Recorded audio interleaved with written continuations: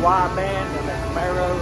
It's pretty easy, very easy process in my opinion. Now, one thing is, if you are at this point where you want to install a Wideband, you should already have a good idea of how you want to run it and what to do to run it. I'm just showing you how I ran it. It was very simple, so I'm going to start now. Alright, so right here, where I'm plugging in, come off my headers. I'll be able to see it. That's where I plugged it in. Now, it's a lot easier running on the passenger side, in my opinion. So what I did is I ran right here. I kept it out of the pinch points. And I zip tied it right there and right there. Ran it across behind the heat shield to right here. That's where it plugs into your extension. Now I drilled a hole right there, as you can see, and I just zip tied it. Ran it through here. Was able to get it back through right here, just to cover it up just a little bit. Then I ran it through right here. Now I took off these bolts and stuff, these little screws that hold this in. Ran it, and I'll get a light on so I can show y'all. But anyways, those two right there, I did those, and you can see where I ran it through. So there, I ran inside the door. Ran inside the door.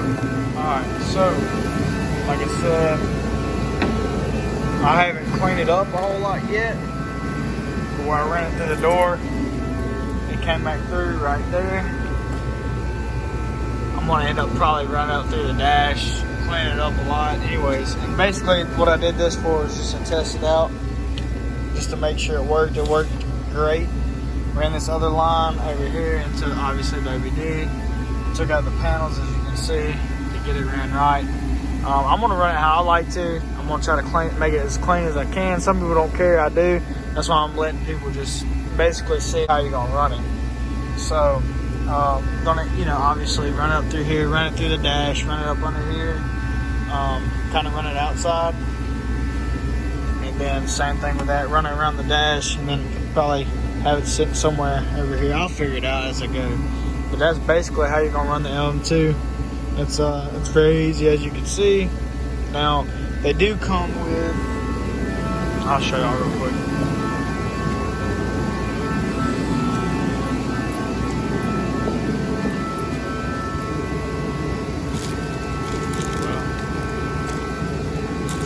Right here. So if you was to have to weld it into your exhaust, you'd have to drill out a hole big enough for this, and then weld this in there, and then that's where you would plug your O2 sensor up. I didn't have to do that because my exhaust came with it. So anyways, that's basically it.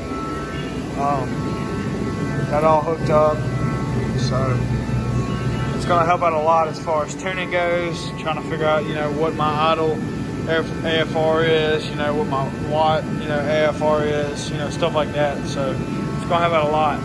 Hope y'all enjoyed the video. I hope it helps y'all out.